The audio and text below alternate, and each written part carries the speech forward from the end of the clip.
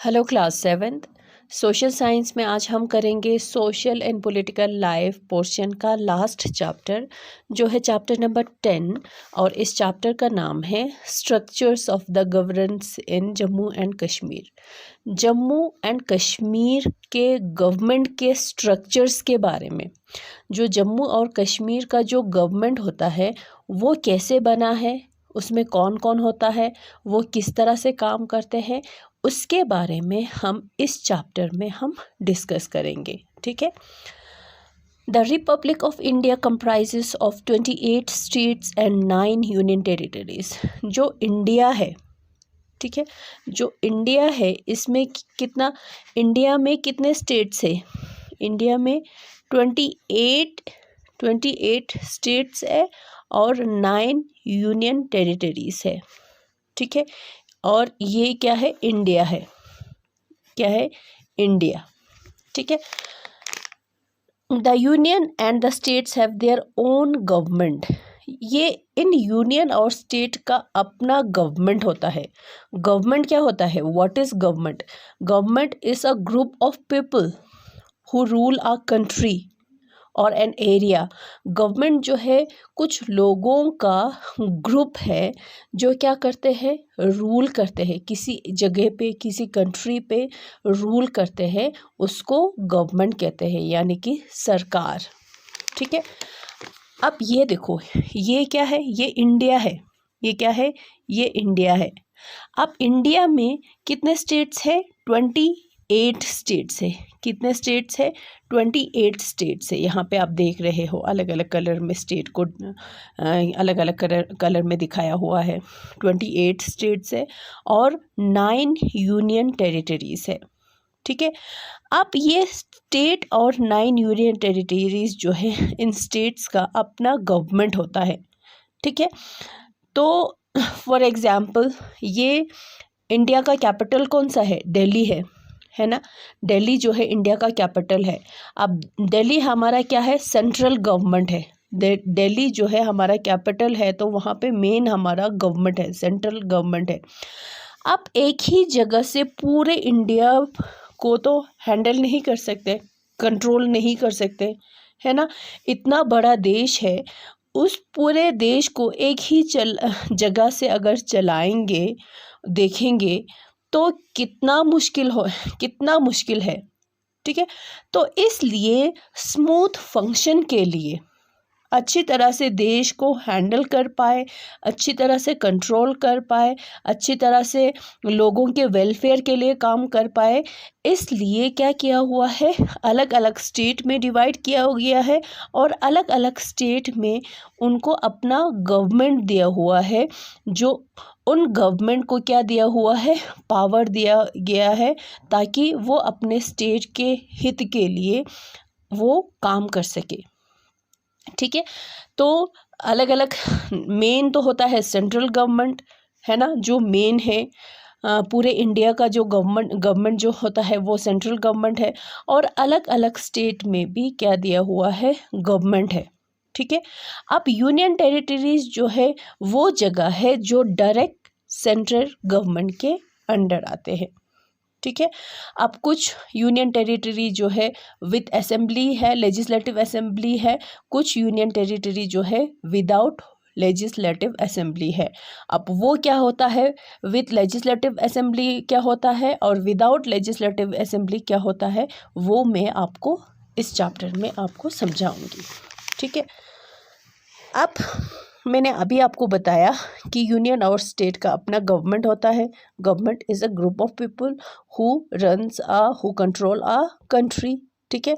जगह को संभालते हैं या जगह को रूल करते हैं, उसको गवर्नमेंट कहते हैं, है ना, यानी कि सरकार। However, the union territories are directly placed under the control and supervision of central government.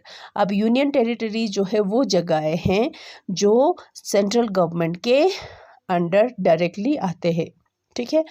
The union territory of Jammu and Kashmir. Jammu and Kashmir, Jammu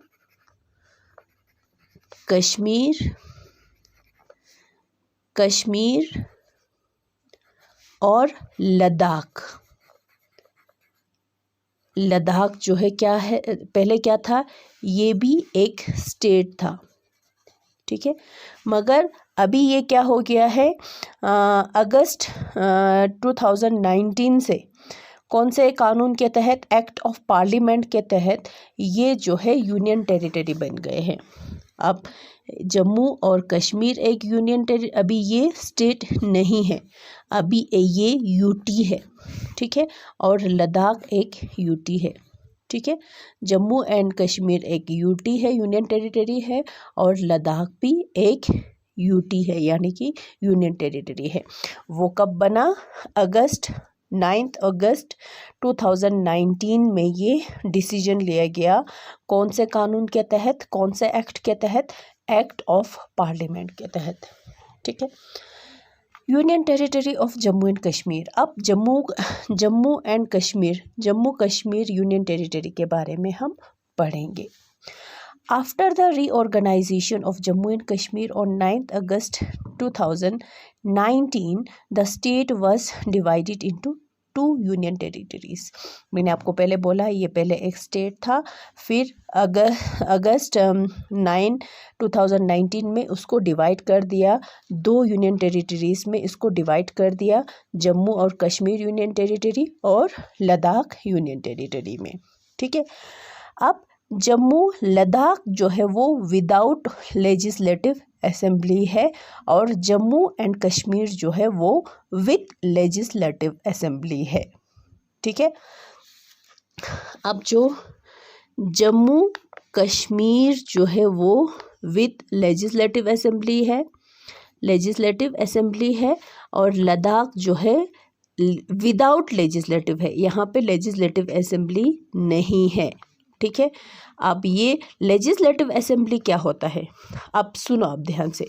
legislative assembly वो प्लेस होता है, वो जगह होता है जहाँ पे MLS यानी कि मेंबर्स जो है मीटिंग होता है, मेंबर्स का मीटिंग होता है, और वो MLS वो मेंबर्स जो है अलग अलग चीज़ों के बारे में डिस्कशन करते हैं, फैसला सुनाते हैं, फैसला लेते हैं, कहाँ पे क्या करना है, कैसे करना है, कब करना है, ये सारे डिसीजन जो है लेजिस्लेटिव असेंबली में लिया जाता है।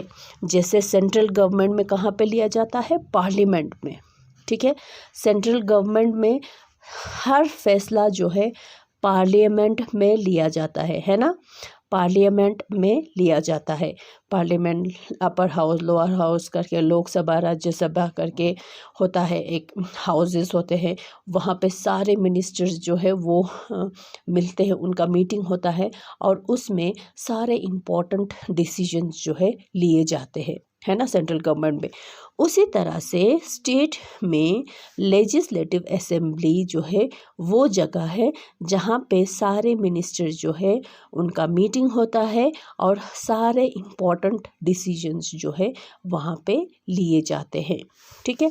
जम्मू एंड कश्मीर में लेजिस्लेटिव असेंबली दिया गया, और लद्दाख में लेजिस्लेटिव असेंबली नहीं दिया गया, यानी कि लद्दाख जो है विदाउट लेजिस्लेटिव असेंबली है, और जम्मू एंड कश्मीर जो है विद लेजिस्लेटिव असेंबली है। समझ गए आप लोग।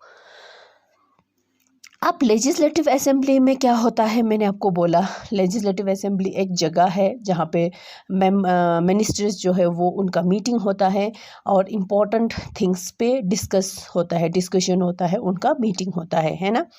The legislative assembly of Jammu and Kashmir assisted of 107 members. अब लेजिस्लेटिव असेंबली जो जम्मू एंड कश्मीर का लेजिस्लेटिव असेंबली है उसमें कितने मेंबर्स है, 107 मेंबर्स है, ठीक है, including 24 reserve for Pakistan occupied Jammu and Kashmir, और उसमें 24 सीट जो है उन लोगों के लिए रिजर्व्ड होते हैं जो आते हैं कहाँ से, पाकिस्तान ऑक्युपाइड जम्मू एंड कश्मीर जगह से आते हैं।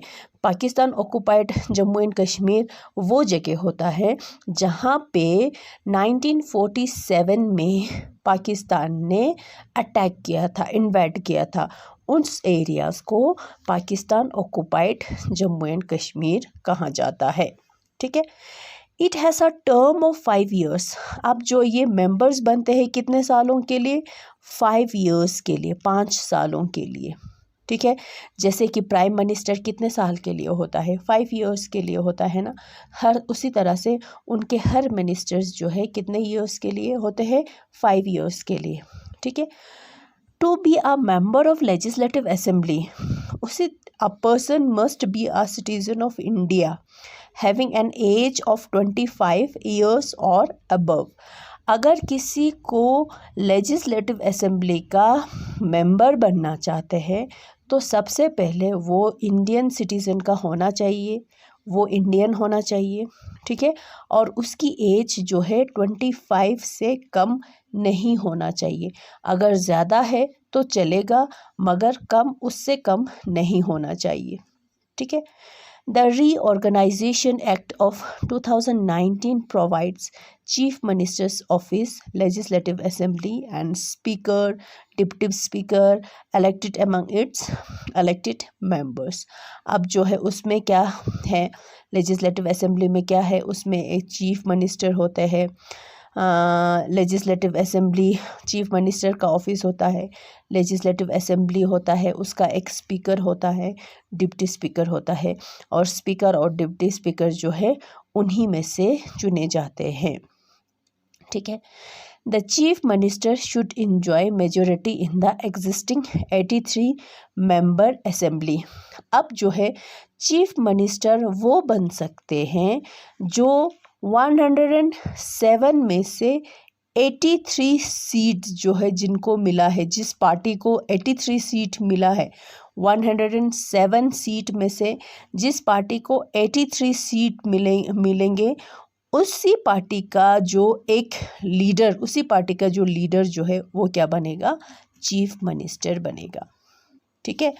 The reorganisation act came into effect from 31 October 2019। ये डिसीजन लिया गया था, ये डिसीजन लिया था, यूनियन टेरिटरी का डिसीजन लिया गया था कब? 9 अगस्त 2019 में, और उस डिसीजन को अमल में लाया गया कब से? 31 अक्टूबर 2019 से।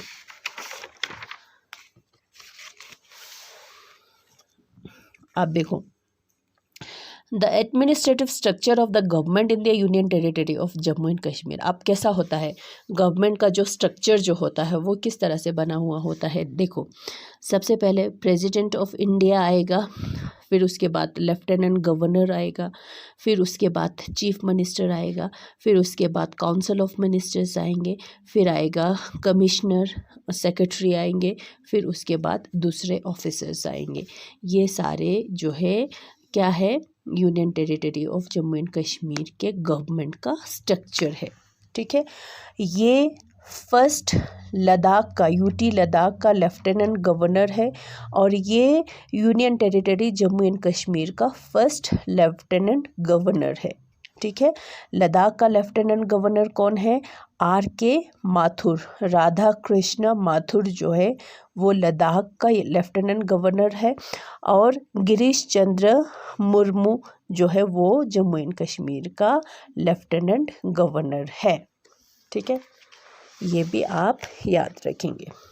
अब देखो यूनियन टेरिटरी एडमिनिस्ट्रेशन, अब किस तरह से एडमिनिस्ट्रेशन जो है किस तरह से बना हुआ होता है वो देखो। Union territory is administered by lieutenant governor. Lieutenant governor जो है, यूनियन टेरिटरी को लेफ्टिनेंट गवर्नर जो है वो एडमिनिस्टर करते हैं, यानी कि वो संभालते हैं। और उनको कौन अपॉइंट करते हैं? लेफ्टिनेंट गवर्नर को कौन अपॉइंट करते हैं? President of India. इंडिया के प्रेसिडेंट जो है लेफ्टिनेंट गवर्नर को अपॉइंट करते हैं और उनको भेजा जाता है यूनियन टेरिटरी में, ठीक है, वहाँ पे एडमिनिस्टर करने के लिए, यानी कि संभालने के लिए। On the recommendation of Prime Minister and the Cabinet, Chief Minister acts and advises the Lieutenant Governor for the smooth functioning of the Union Territory।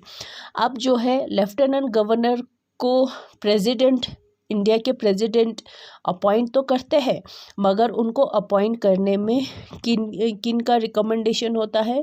Prime minister भी उनकी मदद करते हैं, ठीक है। यूनियन टेरिटरी सेक्रेटरीट, ये क्या होता है? The executive function of the government are divided into several departments. अब जो एग्जीक्यूटिव फंक्शन होता है ना, जो कानून बनाने का, जो फैसला होता है, कुछ डिसीजन लिए जाते हैं, यानी कि किस लेजिस्लेटिव असेंबली में सारे मिनिस्टर्स ने एक डिसीजन लिया, ठीक है। अब उस डिसीजन को किस तरह से लागू करना है, ठीक है। अब वो जो है अलग अलग डिपार्टमेंट होता है, ठीक है, अलग अलग डिपार्टमेंट होता है, और वो सारा डिपार्टमेंट अलग अलग एक एक मिनिस्टर के इंचार्ज में आते हैं, ठीक है। The chief minister is the political head of the department, और चीफ मिनिस्टर जो है वो उस सारे डिपार्टमेंट का पॉलिटिकल हेड होता है, ठीक है। Each department has a secretary who is the principal advisor to the minister on administrative matters of the department. हर एक डिपार्टमेंट में एक सेक्रेटरी होता है, और ये सेक्रेटरी जो है मिनिस्टर को एडवाइस करते हैं, ठीक है। The secretary is senior officer from the Indian administrative service. अब वो सेक्रेटरी जो है कौन होगा? वो IAS जो एग्ज़ाम जो कंप्लीट करते हैं, वो IAS ऑफिसर जो है मिनिस्टर का सेक्रेटरी बनते हैं। He or she is responsible for carrying out the policies and decisions made by the government. वो जो गवर्नमेंट ने जो डिसीजन लिया गया है उसको कैरी करना, ठीक है, उसको लागू करना जो है उस सेक्रेटरी का काम होता है। अब वो सारे सेक्रेटरीज का जो ऑफिस होता है ना, उसको सेक्रेटरीट कहा जाता है। अब डिस्ट्रिक्ट एडमिनिस्ट्रेशन, अब उससे भी जो स्मॉलर यूनिट होता है, स्टेट से, यूनियन टेरिटरी से जो स्मॉलर यूनिट होता है वो डिस्ट्रिक्ट होता है, ठीक है। अब डिस्ट्रिक्ट का जो हेड होता है वो कौन होता है? वो होता है डिप्टी कमिश्नर या डिस्ट्रिक्ट मजिस्ट्रेट होता है।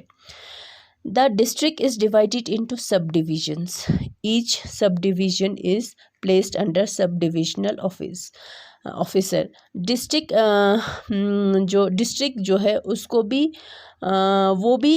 भी सब डिवीज़न में डिवाइड किया गया है, ठीक है, और उनका भी अलग हेड, उनका इंचार्ज रखा हुआ होता है। The subdivisions are further divided into tehsil. पहले डिस्ट्रिक्ट को सब डिवीज़न में डिवाइड किया जाता है, सब डिवीज़न को तहसील में डिवाइड किया जाता है, जिसका हेड तहसीलदार होता है। तहसील को नायबात में डिवाइड किया जाता है, जिसका हेड जो है नायब तहसीलदार होता है, और नायबात को गांव में, विलेजेस में डिवाइड किया जाता है, और विलेजेस का हेड जो है वो पटवारीस होते हैं, ठीक है। जैसे कि यहाँ पे पिक्चर देके आप लोगों को इस तरह से समझाया गया है, ठीक है। देखो, डिप्टी कमिश्नर ये डिस्ट्रिक्ट है, ठीक है, डिस्ट्रिक्ट को डिवाइड किया गया है सब डिविजनल ऑफिसर में, ठीक है, ऑफिसर में जिसको मजिस्ट्रेट, ठीक है। फिर उसको डिवाइड किया गया है तहसील में, जिसका हेड होता है तहसीलदार। फिर उसको डिवाइड किया गया है नायबात में, जिसका हेड होता है नायब तहसीलदार। और नायबात को डिवाइड किया गया है अलग अलग विलेजेस में, जिसका हेड होता है पटवारी, ठीक है। डिप्टी कमिश्नर सब डिवीज़न में डिवाइड किया गया है, सब डिवीज़न को तहसील में, तहसील को डिवाइड किया है नायबात में, नायबात को डिवाइड किया गया है विलेजेस में। अब देखो, इसका हर एक का अलग अलग हेड होता है। यहाँ विलेज का हेड होता है पटवारी, नायबात का हेड होता है नायब तहसीलदार, तहसील का हेड होता है तहसीलदार, सब डिवीज़न का हेड होता है ये मजिस्ट्रेट, और डिस्ट्रिक्ट का हेड होता है डिप्टी कमिश्नर। डिप्टी कमिश्नर जो है वो डिस्ट्रिक्ट का हेड होता है, ठीक है, इस तरह से। अब डिप्टी कमिश्नर वो कौन होता है? डिप्टी कमिश्नर जो है हेड ऑफ द डिस्ट्रिक्ट है ना। डिप्टी कमिश्नर जो है वो तो डिस्ट्रिक्ट का हेड होता है। The head of the district administration का हेड जो है वो डिप्टी कमिश्नर होता है, जिसको DC बोलते हैं, ठीक है। DC function in different capacities as, अब अलग अलग उसमें वो फंक्शन करते हैं। उनको डिस्ट्रिक्ट कलेक्टर भी बोलते हैं, डिस्ट्रिक्ट मजिस्ट्रेट होता है, डिस्ट्रिक्ट डेवलपमेंट कमिश्नर होते हैं। ही और she is responsible for collection of land revenue, land revenue collect करने की रिस्पॉन्सिबिलिटी उनकी होते हैं। लॉ एंड ऑर्डर, जगह पे अलग अलग गांव में, डिस्ट्रिक्ट में लॉ एंड ऑर्डर मेंटेन रखना जो है वो डिप्टी कमिश्नर का काम होता है। और implementation of all other activities at district level, और जो भी बाकी दूसरे एक्टिविटीज़ है उसको किस तरह से इम्प्लीमेंट करना है, किस तरह से लागू करना है डिस्ट्रिक्ट में, वो सारा रिस्पॉन्सिबिलिटी जो है वो डिप्टी कमिश्नर का होता है, यानी कि डीसी का होता है। ठीक है।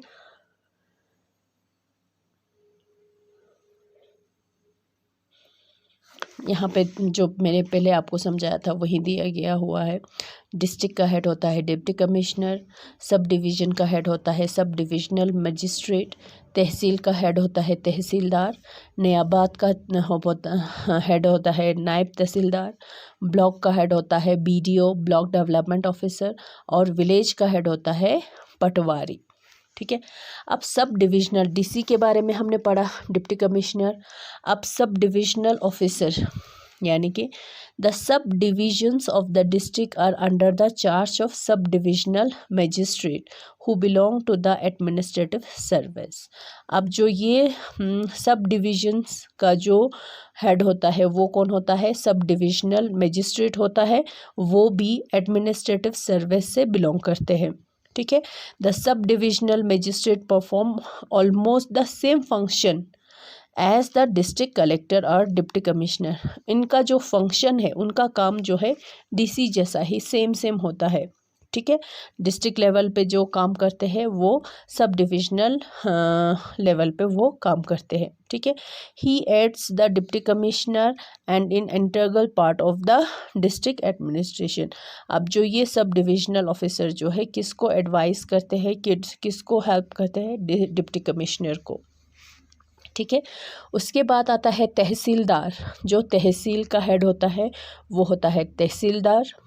ठीक है। Tehsildar are placed under the charge of tehsildars. तहसील जो है किसके अंडर आता है, तहसीलदार के अंडर आते हैं। Naib tehsildar and other tehsils officials assist tehsildar in their work and conduct.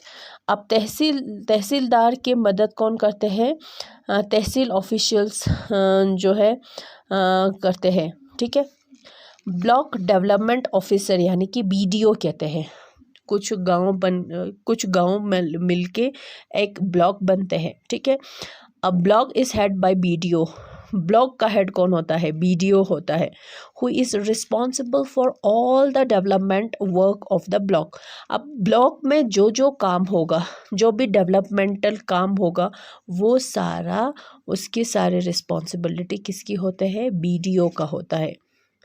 पटवारीज जो है वो ऑफिशियल्स होता है। पटवारीज रेवेन्यू डिपार्टमेंट का ऑफिसर होता है। दे maintain revenue record of the villages and help in the collection of revenue and other necessary data. और वो रेवेन्यू रिकॉर्ड रखते हैं, टैक्स रिकॉर्ड जो है वो सारे कौन रखते हैं, पटवारीज रखते हैं। ठीक है।